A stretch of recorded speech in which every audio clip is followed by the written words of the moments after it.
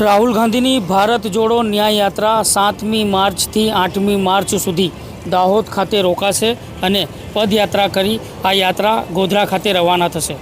દાહોદમાં આગામી 7મી માર્ચના દિવસે ઝાલોદ ખાતે ઘાવડિયા ચેકપોસ્ટથી રાહુલ ગાંધીની ભારત જોડો ન્યાય યાત્રા દાહોદમાં પ્રવેશી રહી છે. જે યાત્રા ઝાલોદમાં ટૂંકી સભાને સંબોધશે રાહુલ ગાંધી અને ત્યારબાદ ગોવિંદ ગુરુ કંબોઈ ધામ ખાતે રાહુલ ગાંધીનું રાત્રિ રોકાણ થશે. ત્યારબાદ 8મી માર્ચના દિવસે સવારના 8 વાગ્યાથી દાહોદના બસ સ્ટેશન ખાતેથી રાહુલ ગાંધીની પદયાત્રા દાહોદ શહેરના પડાવ સર્કલ સુધી યોજાશે. દેશમાં એક બાજુ લોકસભા ચૂંટણી 2024નો માહોલ ધીમે ધીમે જામવા લાગ્યો છે, તો બીજી તરફ પક્ષ પલટાની મોસમ પણ પૂર બહારમાં ખીલતા તમામ રાજકીય નેતાઓ અલગ અલગ રાજ્યોમાં અને શહેરોમાં ધામા નાખી રહ્યા છે. ગઈકાલે છોટાઉદેપુરના આદિવાસી સમાજના કદ્દાવર કોંગ્રેસી નેતા તેમજ તેમના પુત્રોએ કેસરીઓ ધારણ કર્યો હતો. પૂર્વ રેલ મંત્રી નારાયણ રાઠવા હાલમાં કોંગ્રેસના રાજ્યસભાના સાંસદ છે. છોટાઉદેપુર ક્ષેત્રમાં પીડ આદિવાસી નેતા તરીકે ઓળખાય છે. ત્યારે તે બંને પિતા પુત્રએ કોંગ્રેસમાંથી છેડો પાડી ભાજપમાં જોડાતા કોંગ્રેસમાં ભૂકંપ જેવી પરિસ્થિતિ સર્જાતા ભાજપ ગેલમાં આવી ગયું છે. પરંતુ આ તમામ પરિસ્થિતિઓની વચ્ચે વિરોધ પક્ષો યાત્રાઓ તેમજ જનસંપર્કો થકી ગામે ગામ પહોંચી પોતાની પાર્ટીઓને મજબૂત કરવાનું કામ કરી રહ્યા છે.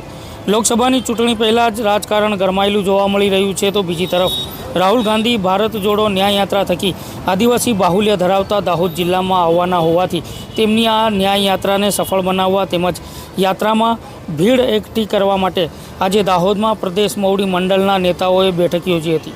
દાહોદના પ્રસંગ પાર્ટી પ્લોટ 2 ખાતે પ્રદેશ કોંગ્રેસના પ્રભારી મુકુલ વાસનિક, પ્રદેશ અધ્યક્ષ શક્તિસિંહ ગોહિલ, વિરોધ પક્ષના નેતા અમિત ચાવડા, મીડિયાના પ્રવક્તા મનીષ દોશી, મધ્ય ઝોન પ્રભારી ઉષા નાયડુ, ઉપનેતા શૈલેષ પરમાર, પૂર્વ કોંગ્રેસ પ્રમુખ ભરતસિંહ સોલંકી, સિદ્ધાર્થ પટેલ, ઇન્દ્રનીલ રાજગુરુ સહિત જિલ્લાના કોંગ્રેસના નેતાઓ તેમજ કાર્યકર્તાઓની ઉપસ્થિતિમાં ભારત જોડો ન્યાય યાત્રાને લઈને બેઠક યોજવામાં આવી હતી. જેમાં શક્તિસિંહ ગોહિલે જણાવ્યું હતું કે આપણા ઘરમાં પ્રસંગ હોય તેમ માની અને રાહુલ ગાંધીની ભારત જોડો ન્યાય યાત્રામાં જોડાવાનું છે અને 7મી માર્ચના રોજ ઝાલોદ ખાતે સભાને સંબોધશે રાહુલ ગાંધી અને રાત્રિ રોકાણ કંબોઈ ધામ ગુરુ ગોવિંદના ધામ ખાતે રાહુલ ગાંધી રાત્રિ રોકાણ કરશે. ઝાલોદ ખાતેના લીંબડીથી 8મી માર્ચે દાહોદ શહેર ખાતે સવારે 8 વાગ્યે રાહુલ ગાંધી પદયાત્રાએ નીકળશે. જેમાં બસ સ્ટેશન ખાતેથી સવારે પદયાત્રા રાહુલ ગાંધી યોજી અને પડાવ સરદાર વલ્લભભાઈ પટેલ સર્કલ ખાતે પહોંચશે અને તે પછી રાહુલ ગાંધીનો કાફલો ગોધરા ખાતે જવા રવાના થશે. તેને લઈને કોંગ્રેસના મોવડી મંડળે બેઠક યોજી રાહુલ ગાંધીની પદયાત્રામાં જોડાવા આહવાન કર્યું હતું અને બેઠક બાદ મોવડી મંડળના નેતાઓ કંબોઈ ધામ અને ઝાલોદ ખાતે જ્યાં રાહુલ ગાંધી ભારત જોડો ન્યાય યાત્રા લઈને પ્રવેશવાના છે તે સ્થળોનું મોવડી મંડળના નેતાઓએ નિરીક્ષણ કરવા માટે પહોંચ્યા હતા. આજે દાહોદ ખાતે અમારા પ્રભારી શ્રી મુકુલ વાસનિકજીની ઉપસ્થિતિમાં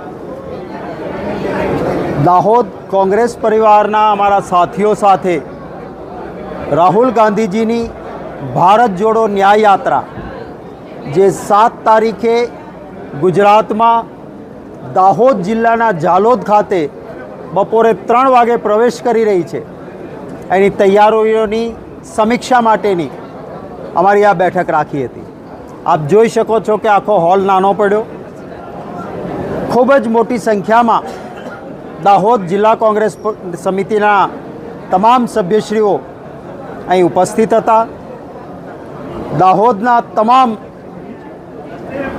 લોકોનો હૃદયપૂર્વક આભાર માનું છું કે કોઈ પરિવારના સભ્યને આવકારવાનો જે થનગનાટ અને ઉત્સાહ હોય એવા થનગનાટ અને ઉત્સાહ સાથે રાહુલ ગાંધીજીને આવકારવા માટે એક જોશ છે. એક પ્રકારનું રાહુલ ગાંધીજી એવા નેતા છે કે જે દિલથી માને છે એ જ બોલે છે અને જે બોલે છે એ કરીને બતાવે છે.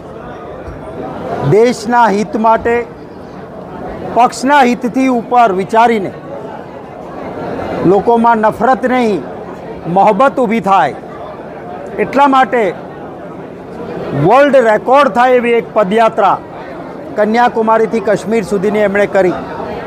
એમણે કહ્યું કે નફરત કે બાजार में मोहब्बत की दुकान खोलने आया.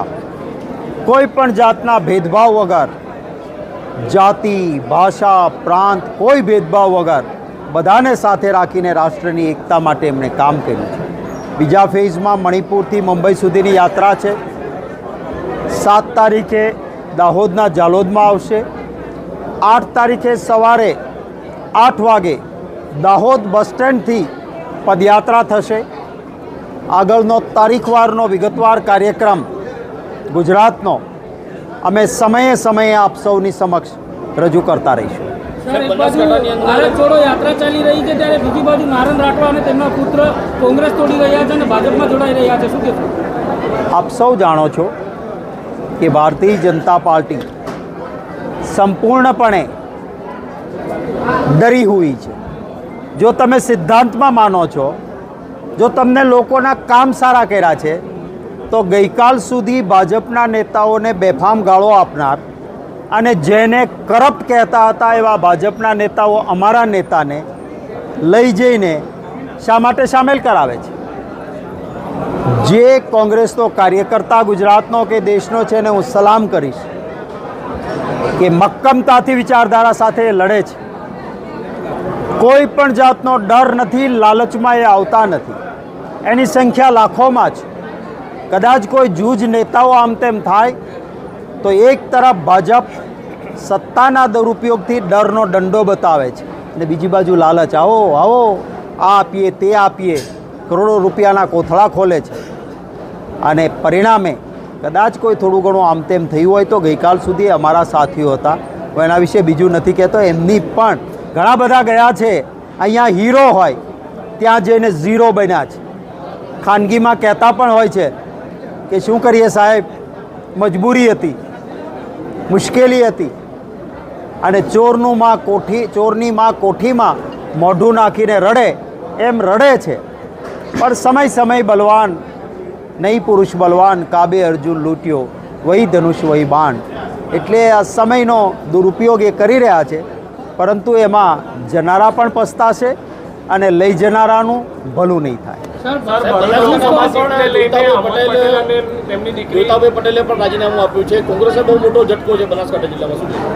કોઈ પણ નેતાની સાથે મતદાતા કે કાર્યકર્તા જતા નથી. આપને યાદ હશે, માનનીય અહેમદભાઈની ચૂંટણી વખતે 17 ધારાસભ્યો કોંગ્રેસ છોડીને ગયા હતા. એમાંના ઘણા બહુ મોટા માથા હતા, પણ એમની સાથે કાર્યકર્તા કે નેતા ન ગયા અને 17માંથી 15 જણા 2017ની ચૂંટણીમાં ફરીને ચૂંટાઈને નહોતા આવી શક્યા.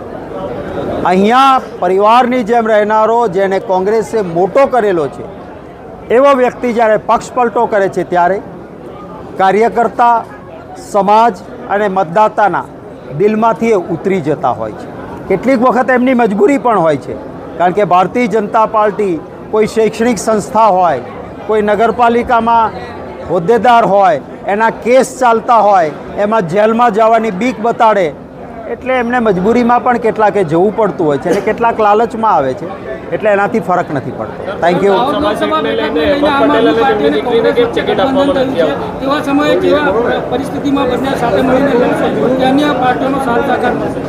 ચોક્કસ ઇન્ડિયા એલાયન્સ છે અમારું. રાષ્ટ્રીય સ્તર પર આપણે પરિવાર હોય કે પક્ષ હોય, સભ્યને અભિપ્રાય આપવાનો અધિકાર છે. નિર્ણય ઘરના વડીલનો કે પક્ષના મોવડી મંડળનો હોય, અને ખાનદાન સભ્ય એ હોય કે એક વખત નિર્ણય થઈ ગયો પછી કોઈ દલીલ ના હોય, એને લઈને ચાલવાનું હોય. અને મને વિશ્વાસ છે કે તમામ કોંગ્રેસી કાર્યકર્તાઓ હાઈકમાન્ડના નિર્ણયને પોતાની રજૂઆત કરવા. મારે ત્યાં આંતરિક લોકશાહી થોડી ઘણી વાત થાય, પરંતુ અશિસ્ત પાર્ટીમાં કોઈ પણ હશે તો પક્ષ નથી ચલાવતો. આંતરિક લોકશાહીના રૂપે વાત કરવી હોય તો પાર્ટીના ફોલ્ડમાં જરૂર થઈ શકે. Thank you.